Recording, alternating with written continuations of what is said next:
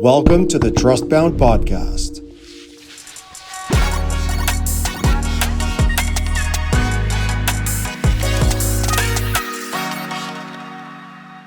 Beautiful. Another day in paradise. Now we are in episode 11 of the Trustbound Podcast with great friend, former boss.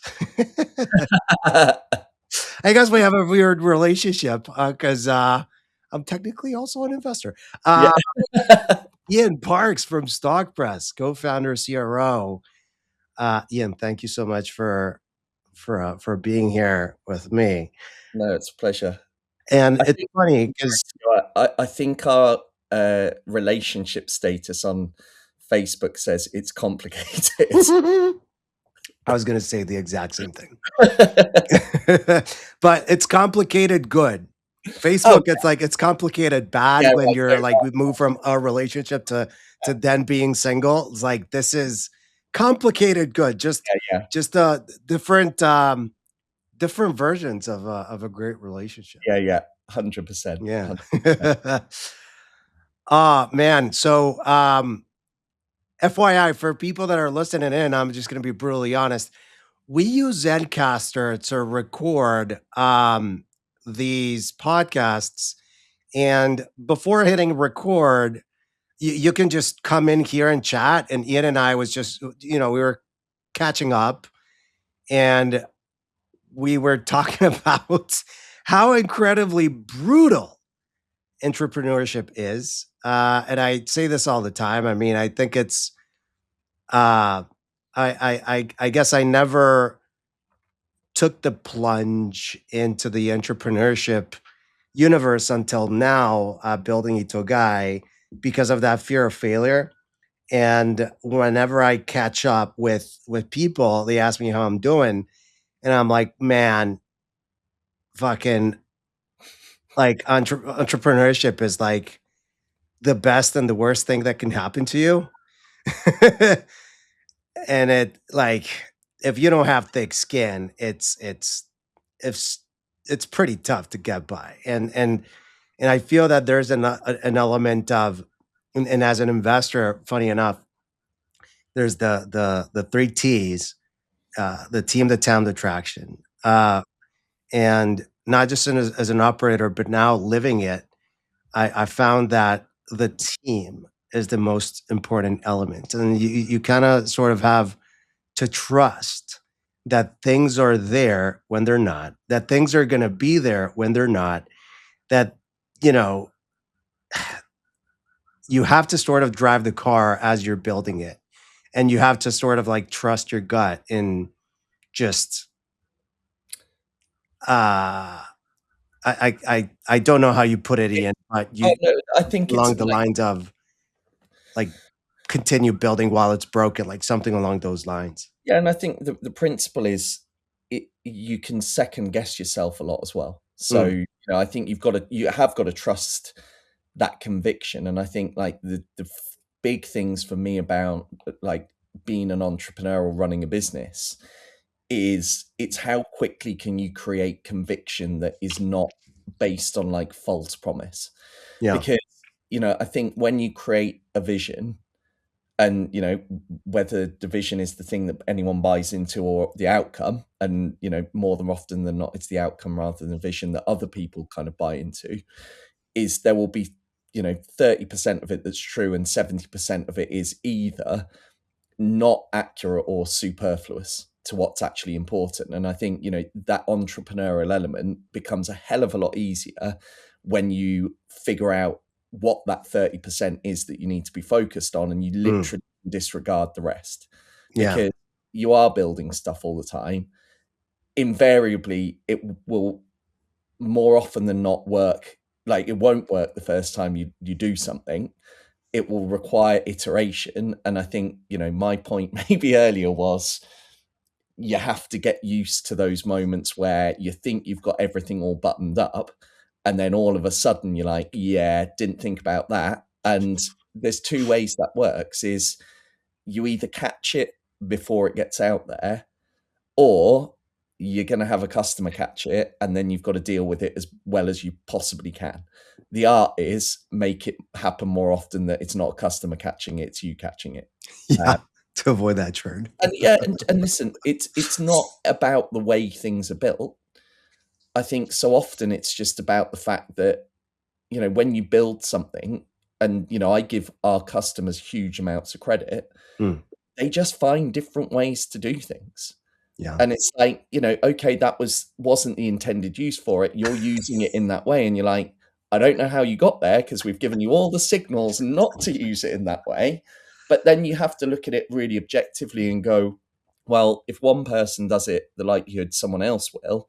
And actually, if we created a superpower or something that's just going to get in the way, and then it's like that rational brain really needs to kick in.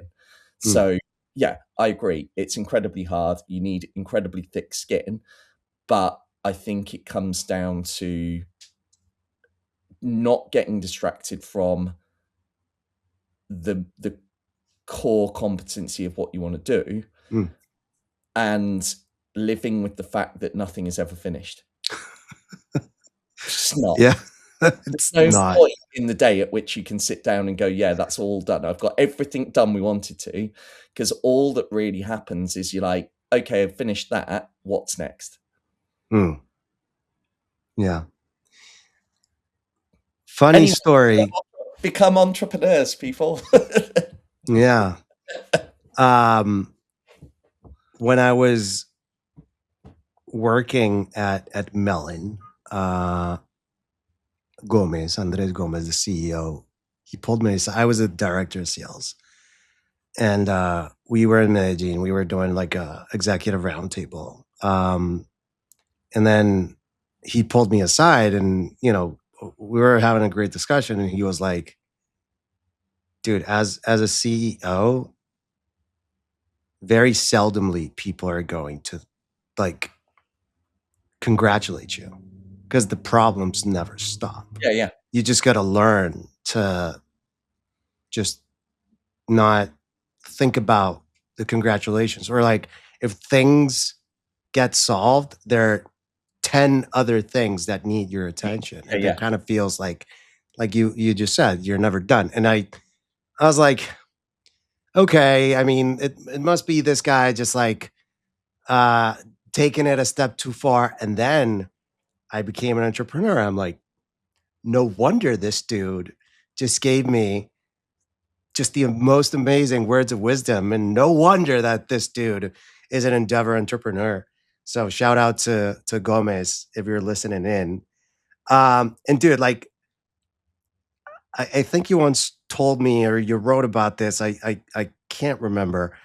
Like my memory's failing, but I do remember that you said, build a product, not an idea. And before we hit record, I was just talking to Ian about all my grievances. And I kind of feel that if you go to itogai.com/manifesto and you read that it's like, that's like the vision and, where we want to get to. And I remember I was at an event, and I had just produced the manifesto, and I was reading it out loud for the first fucking time. And two ladies in the table, like one started tearing up, like watery eyes, and the other one actually had a tear running down her cheek. And I was like, damn, this is powerful. This is cool. But then I went on and I took the vision, and I started building with a great team, Mavity, and now we have also a dev gentleman, Julian. He's amazing, and we have a PM, Sally. He's amazing too. And I'm just gonna repeat what I said before we hit record. And I kind of feel like nobody gives a fuck about the vision. It's like, yes, it's cool and all for the founding team and for the extended team itself, and for you to get up every morning and like get that thick skin and sort of like keep going when everything feels hard and negative and challenging, and you feel like you're gonna drown every day, and just have to keep going. Yeah. There's no way around it. Uh, and to what you said or you wrote about the build a product, not an idea. I kind of feel that the vision is the same way, right? A vision is just an idea, but like clients are not going to buy on that vision. Yes, Yeah. they'll buy on that vision, but if like it doesn't produce a good product that they can use, that it works and that they can execute their needs and wants, Yeah. uh, nobody's going to care. One, and I think the vision for a founder is what keeps them on the right path. The vision for a customer can only be shared once they've experienced the value. I think is the Mm, way that I would describe it. Is what we I guess it might be the downfall sometime of a lot of companies is if you oversell the vision before anyone's actually been able to get the value out of it, it can often be like the lead route to like disappointment mm, because you're working so hard to tell a story. Well, I think the reality is if through your product people then realize the vision for themselves, it's probably a really good gauge of is the product in the spot that it needs to be in. Because I think, one of the things that I've really enjoyed with the genesis of StockPress is we used to tell the story first and then we'd kind of work into the product. I think what we do much more now is we work from the outcome into the product, and then we hear our own customers telling the story of StockPress, but through their own use of it within their own business. mm. And it's like, when we talk about like product market fit, go to market fit, I think, that rerouting of that journey is like a very kind of soft part of the validation is, when I read the reviews on G2 of StockPress, and that's without prompting our customers about what to say. Mm. And they're basically telling our story, even though they might never have read it. Like, that's the bit where I think it becomes really powerful. But yeah, like attention span, the way that people do their research, they are not looking for stories. They're looking for outcomes, and they're looking for that moment of magic where they go, this is going to make me materially better off or better at my job or make my job easier doing something that I don't want to do. Like I say, the hope is that the products spawns that narrative for them. Yeah, I absolutely love that, and I think that the path that you guys had and have, and I guess have traversed over the past couple of years, it's incredibly special because I mean, running an agency to building your own product to solve your own problem to, I guess, shut down the agency and just focus full time as and be incredibly laser focused as a tech company. Uh, I think that's incredibly special, and sort of like turning that vision and idea into a product that it sort of sounds like you keep your own vision and your own idea for sort of like internal motivation. But now Yeah, when you get that validation from users for them to tell the story that they want, because at the end of the day, they're the ones paying and seeing the value. yeah, Like Matt Doyen likes to say, if it's if you say it, it's told, but if they say it, it's gold. yeah, And not too long ago, he posted on I commented on LinkedIn and I mentioned him and mentioned the quote, and he said that he had learned it from somebody else, which that's perfectly fine too. yeah, But I wanted to give him the credit for that because I learned it from him. yeah, Um, and you also mentioned the element of trust. Um, I guess after all these years building StockPress, mind you, with the same founding team, yeah. that's also very special. I guess what's the hardest thing you've had to trust? Um, that is a great question, because the one I can talk about some things first that I never question the trust of. Mm, So, team number one, in the fact that actually we've got a team where if they say something's going to get done, it's going to get done. mm, And that's massive. That's just in itself, just deciding what we're going to do collectively, buying into why we're doing it, and then knowing that it's going to get delivered is massive. So we place a lot of trust in that, huge amount of trust in the product. And that again comes down to the people that have built it, have done what they said they're going to do, and actually care about it so much that it works in the way that it has to, that they always go over and above. I guess the hardest part to trust in a way is what style of business you are. And mm, I actually think like that really comes, it's an early stage problem. You've got so many different opinions, you've got so many different things going around your head as like, what company are we, like, where do we sit in the marketplace?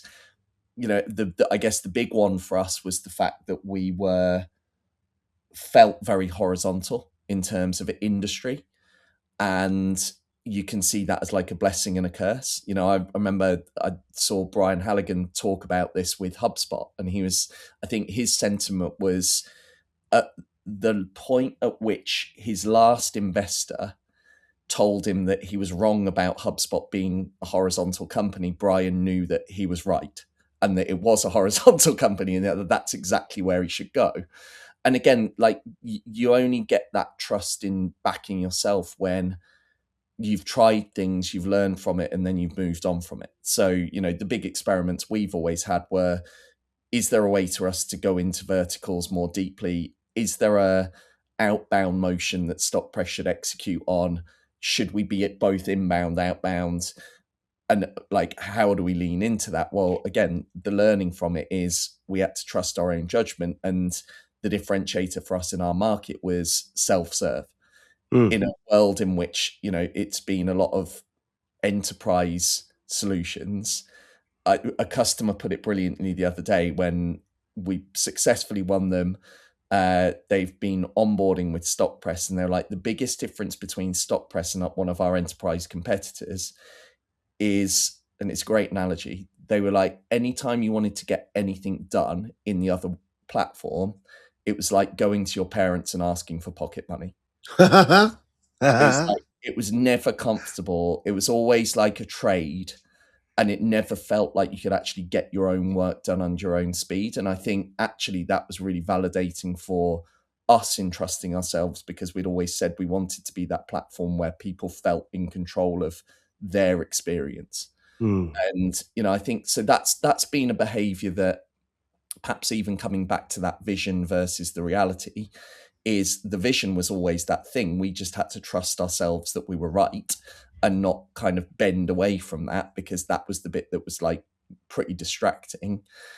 I guess the other element of trust, and I don't know whether this is trust in like the truest sense of the form, is, we've spoken to loads of people along the way that say, oh yeah, that's a great idea, it's going to change the world. And then you're like, okay, we've done it, and where are you now? And I think that element as well is like a really interesting one, because if you talk about virality of a product, and you talk about how does that end up in the world and in a really meaningful way, you've got to be able to garner that trust and that support along the way, in a way that actually results in something. Because I mm. would say, perhaps, and this is maybe a big thing on our side, as much as it is, the conversations we've had in the past. But, I think we've won a lot of friends along the way, and I think we've got a lot of goodwill out there. I think translating goodwill into something meaningful for the business is, they're two different things. Absolutely. So I Absolutely. think that's probably a massive thing for me, is like, you capture it as you go, but then it's like, how would you leverage it? And not too long ago, I was coaching uh, the startups from the Pigma Fund, a fund that I'm not just a limited partner, venture partner, but also visiting partner now. And we were exactly talking about that, right? Like we all have, for lack of a better word, and pardon my French, cheerleaders, right? We all have that network, those people that are going to cheer us on and say, "Hey, you have a great product. Hey, I love what you're doing. Hey, you should do this. You should do that. You should fix it, fix this, fix that." Um, and in a world where, and I'm going to take a stab at social media here, where everything is positive, everything is better than what you Yeah, have.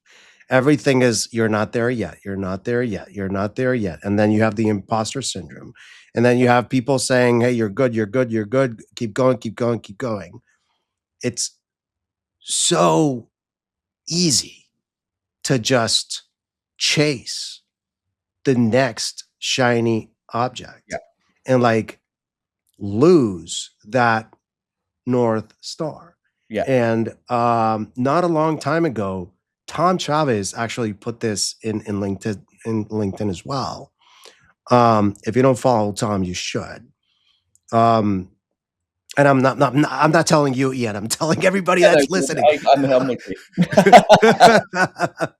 um, he was talking about like investors and VCs and even sometimes customers like and sometimes even friends like the vision is good like and you said it yourself. It's like don't and the way I'm just translating this into my own words is just don't deal with extremes, Yeah, right? Of course, you have to have a vision, but in order for that vision to translate into value, that has to generate some sort of outcomes for some people. yeah, And you're gonna have cheerleaders along the way. That's absolutely fine. That's great, yeah, but you got to be careful with that because I have, excuse me, I haven't met the first founder that says that they're number two in what they do. Of course, we have the best vision, the best product, the best idea. Uh, dude, like we are the absolute fucking best at yeah, everything, and that can very quickly go from it's a very fine line, similar to love and hate. There's a very fine line. There's a very fucking fine line between conviction and ego. yeah, So making sure that you consistently listen to the cues of the people that are getting the value in their own way. yeah, Don't try to force and like shove the product and the vision and and the plan and what you think the product should be to your prospects, clients, and even investors. yeah, But don't even don't go the other way where you forget about what's your vision, yeah, why do you get up in the morning every day, what's your conviction, why are you in this for the long run, and just well, trust your gut, right? yeah, Trust your gut and well, I guess take also many things with a grain of salt because you'll have the cheerleaders and you're of course you'll have the haters yeah. absolutely as Well, and well. I think the biggest part of it as well is, and I think this comes down to running the business and then also knowing where to spend your time Mm, is you've got to have that self-awareness to have that conversation in your head around, there has to be an ego with with that element of being able to say, actually, I've listened to what that person have said or that group of people have said, and actually I'm hearing it. I get where that's coming from, and you've got to then be able to synthesize it and turn it into something useful when there's always a lot of noise because you have lots of great conversations. I think part and parcel of that is giving yourself space, mm, and I think that goes also for those people that you trust around you, is you've got to give yourself space to actually think about what they're saying, because I think there are those people that are cheerleaders, and naturally you need people that will join the parade and wave the flags. But I think similarly, our capacity to be able to work with people. And, I think it comes down a lot, you can compare it to friendships, is, it's very hard to maintain loads of quality friendships. You can probably maintain 4 or 5 high quality friendships where it literally is like, you know, I'm there whenever you need me. We're talking all the time. Like there's that back and forth. And I think it's the same in business. It's like you can really easily fall into that kind of trap of being like, oh, I'm everyone's friend. And everyone wants to do something with, for, together. And actually, it's impossible. The impact that 2, 3, 4 great people can have around you is immeasurable versus having, acquaintances with 50, 100. Mm. I think it's so hard because sometimes it's hard to tell. You have to remove sometimes even the personality from it. It's like sometimes those people that really you do work well with, there might not be those people that instantly are the ones that crop up in your head as being like, oh, they're the best person in the world. But actually, we're just very effective together. And again, it comes down to longevity. I think it's like, and I've been guilty of it probably along the way because I'd get really excited about lots of different things. But I think the reality is the people I've worked best with are those that actually have probably kept my feet on the floor and said, right, let's not get distracted. Going back to your like shiny object thing, is like it's realizing the beauty and staying the course on the thing that you're doing. And I think that comes down to what's the value that everyone can get out of it. And I think when we talk about trust bound, and I've obviously followed this journey of yours from very early on, is I think if you go into it thinking about how can you create high value from a few really great people around you, that's the win. You've just got to know where those people exist and like actually how they can deliver against what you're doing. And that's the bit that it's just not organized. As it stands today, I could look around me and think I've got the biggest, best network in the world. But when I look at it, I'm like, it's completely unstructured. And I remember, Barry Hinckley, who's one of our advisors with StockPress, really was my first experience of working with anyone in the US. His whole thing was, if you want to win in technology and doing what we do, take something disorganized and inefficient and make it organized and efficient. Mm. And this is, what you're doing is that space. Yeah. This whole ecosystem exists around it, but there's very little way to quantify it. And there's certainly very little way to show the impact of what's noise and what's, genuinely going to make a difference. Yeah. The comment of acquaintances versus friends just hits the spot in a couple of ways. And I even think about my own relationships and in my life, not only on the personal side of things, but on the professional. And there's also a very, very fine line when I think about relationships and when a relationship is personal versus when a relationship is professional. It's so hard to just, or in my mind, it's not black or white. It's like a mix of um of both. Like one of I'll put him on the spot, and I guess I'll just get very personal here. Walter Cervantes, great friend of mine.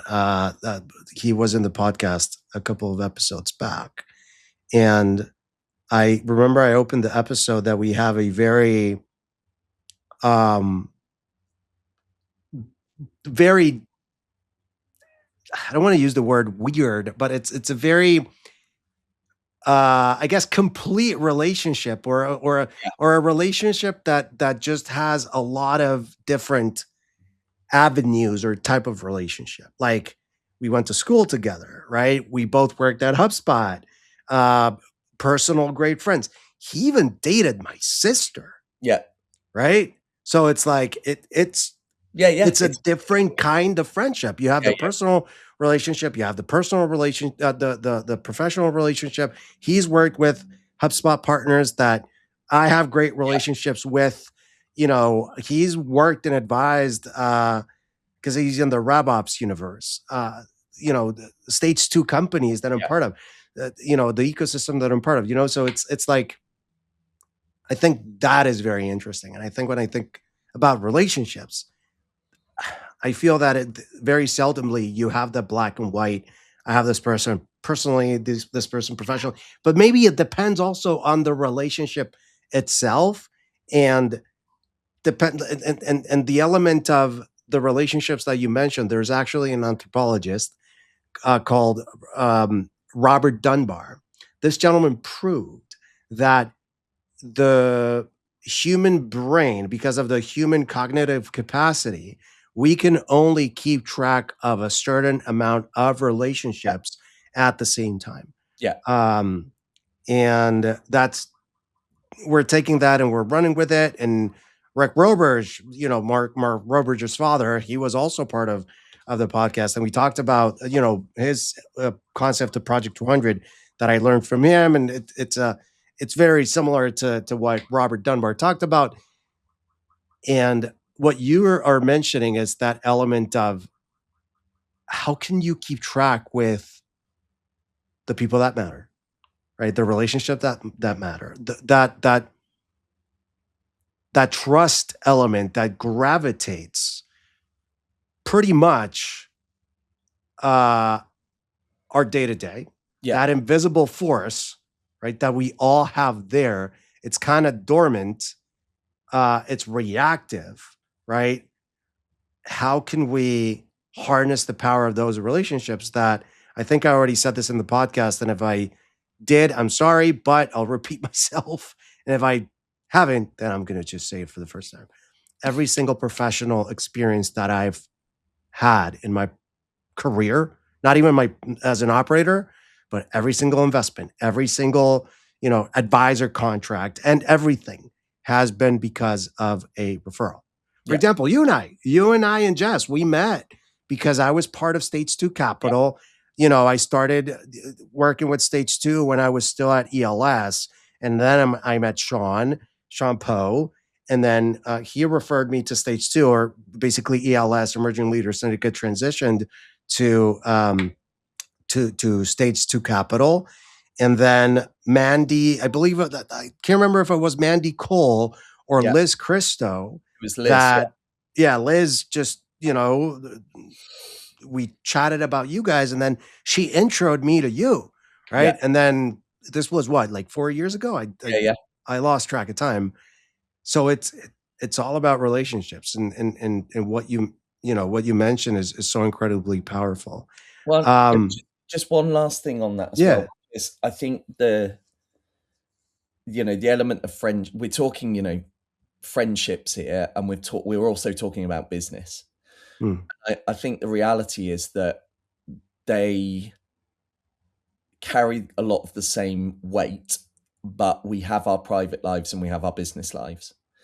And I think the reality is that people shouldn't be thinking about their networks as in, and I'll say this, and I don't know whether it's the right way to say it, but I feel like some people feel like leaning into their networks a bit of like a dirty business, that actually leaning into it feels a bit grubby because you're like, oh, I'm trying to get something done here.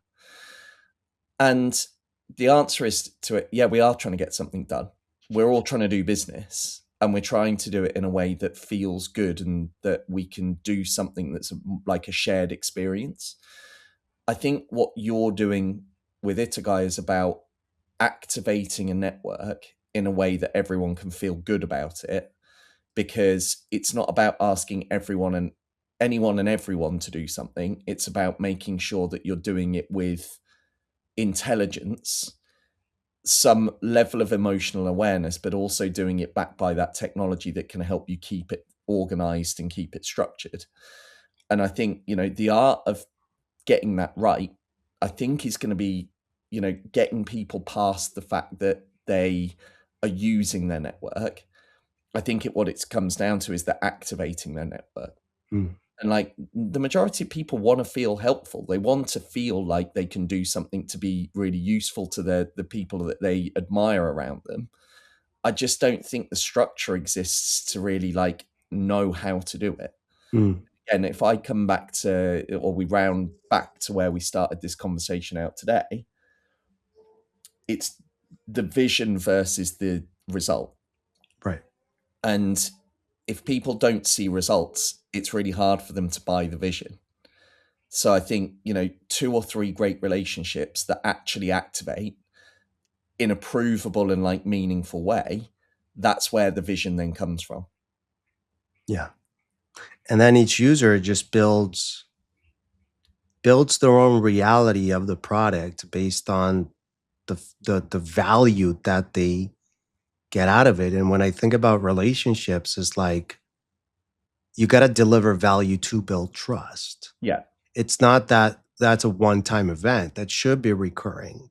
Yeah. But and I love what you're saying because it even happens to me, Ian. Like um sometimes I second guess myself and I'm like, should I ping this person? I don't want them to feel like I'm trying to uh, abuse the relationship in any way, shape, or form, like, or take advantage of the trust Yeah. that we've built. And sometimes that sort of like fear of failure just stops me in my tracks and prevents me from just finding an Yeah. answer to my question, and then I get the shoulda, woulda, coulda. Yeah. So that's a lovely reminder. Um, I guess in closing, 2 questions. Number 1, where can people find you? And what's the easiest way for people to find you if they want to learn more about you and about StockPress? Well, go to stockpress.co and create an account. 95% of the time, if they want to find me, I'm going to be sat at this desk because this is where I seem to spend my entire life. No, I mean, it's the usual parts really. Like I'm on LinkedIn. I try and be active and deliver some value on LinkedIn by talking about things that I genuinely care about. It's a funny old place on LinkedIn, but I do try and see the good in it and just do some good on there. So yeah, people can find me there. Ian Parks, StockPress is probably the element that you'll find me easiest using. And then yeah, just what we do with StockPress is digital asset management. So basically, anyone that's ever struggled to find a file in Dropbox, Box, Google Drive, anyone that's trying to suffer their way through someone else's structure of a folder, we're probably a really good remedy for that. Yeah. We're growing nicely. We've got wonderful customers. We really enjoy what we do. So yeah, don't take my word for it though. Don't read our story first. Try I this out and then see if it makes yeah, sense. I kind of feel, and as a StockPress user, I kind of feel that what HubSpot did in the MarTech universe, that their paradigm shift was like, in my mind, this is just my 2 cents. CRMs and marketing platforms shouldn't have to suck in the way that you use them, and they should be user friendly and cool. I think that is what StockPress is doing on the digital asset management Yeah. Well, and universe. I still hark back to something that, and I wish I could remember who said it at HubSpot, but it was the line of you can't build simplicity in, but you can take complexity out. And I think like that has been such a guiding principle of what we tried to do with StockPress for so long, is that the subject of digital asset management can be incredibly complex and there's many, many layers to it. But if you start pulling all of that complexity out and just deliver something that people feel like they already know, half of the battle is won. Yeah, totally. Ian, last question. When you think about the word trust bound, what comes to mind? I genuinely think it's, again, if I follow on from the element of simplicity, it's taking it for what it's worth. Mm. It's all of that effort that goes into creating relationships, maintaining relationships, and building trust Mm. is how are they bound together so that they actually then continue to thrive. Like, that is the simplicity of it. And again, it's not in a grubby, I'm asking for a favor way. It's the result of relationship and understanding how people tick and then being able to do something with it. Love that. Love that. Ian, thank you so much for being here, for the time, and for the wisdom. Yeah, no, pleasure as always. So yeah, it's honestly, it's a big subject, and I know we talked about this prior to jumping on, but the world of business and go to market is changing massively, and I think we've never been in such a period of time where people can find out more information about what they're doing, and I think anything that goes alongside the information that's available by way of validation from people that you recognize and trust is never been more important. So yeah, no, it's great to be on and talk about something that is only going to get more important over time. Yeah, absolutely. It's all about the people, like my friend Mati Barbero likes to say, and it's all about trust and relationships. Yep. Thanks again, Ian. Pleasure. If this resonated, pay attention to where trust has already been doing the work for you. That's where momentum starts. Learn more at itogai.app. See you next time. I'm Mauricio Suarez, and this is the Trustbound Podcast.